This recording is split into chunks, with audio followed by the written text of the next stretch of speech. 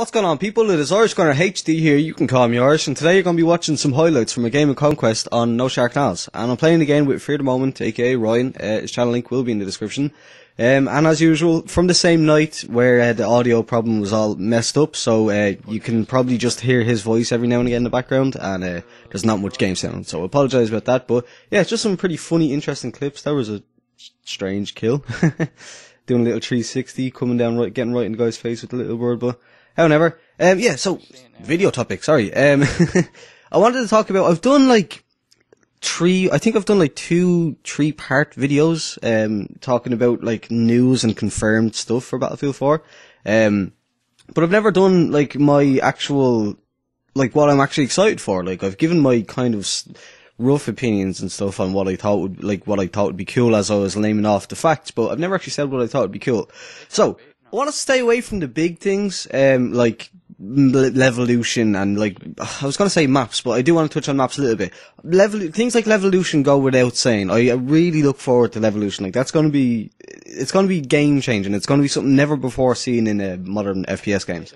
So that goes without saying. I won't cover that too much, but I suppose I'll touch on maps. So yeah, like, there's only so much of the same maps that you can play, and even the more recent ones in Battlefield 3, I'm kind of just done with now at this stage. Like, I don't mind playing them, and when they come up, it's all well and good and all that, and you play them because you have to, you haven't got any choice, like, it's the only options you have.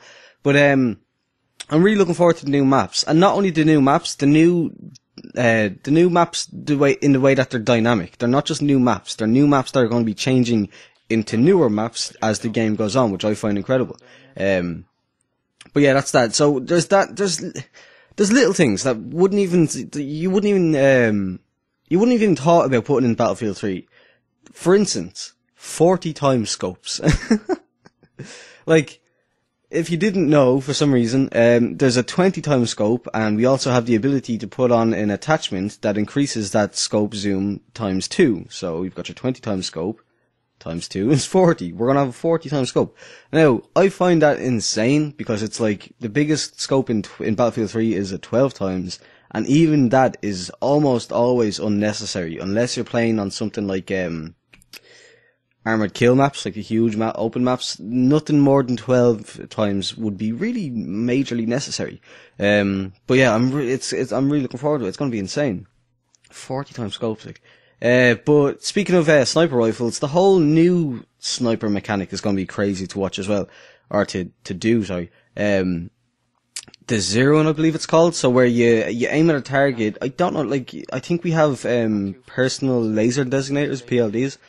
Some of the rifle scopes I know have them built in, and then also we have an actual physical gadget that designates targets. But I don't know how I can't remember how they said that the actual distance measurement would come. Like, I think that's either on the scope or you have to just judge it yourself. But what you do is basically there's a button that you can press. I think it's like manually X or something like that, and that zeroes your sniper rifle. So whereas in Battlefield 3 you would have to aim above the guy. Say the guy is 500 meters away, you'd have to aim like on using the lines on the sniper rifle. You'd have to use the right one and aim above his head, and to compensate for the bullet drop.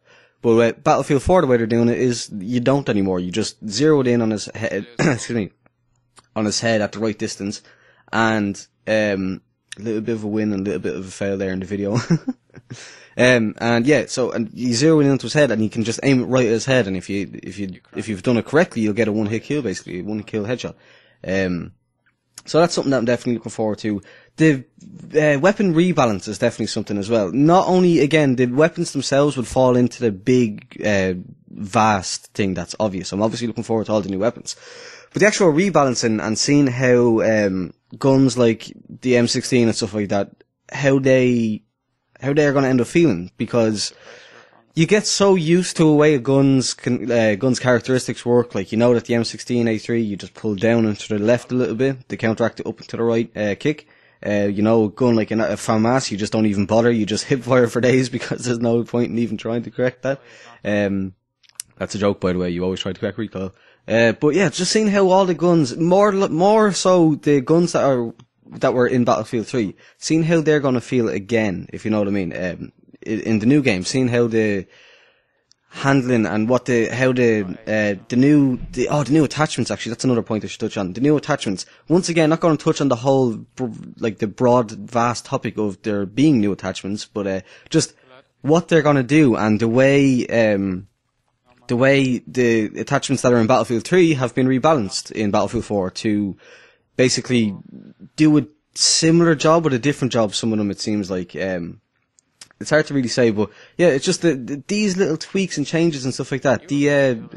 Trying to think, there's other small things, like there's just lots of little stuff. The video's winding down now, so I'm not going to even try and remember anymore because I'll just waste time by thinking. But there's so many little things that are changing. Even just the canted iron sights and stuff like that. To be able to have the option to go from being like a long range sniper to being able to run in.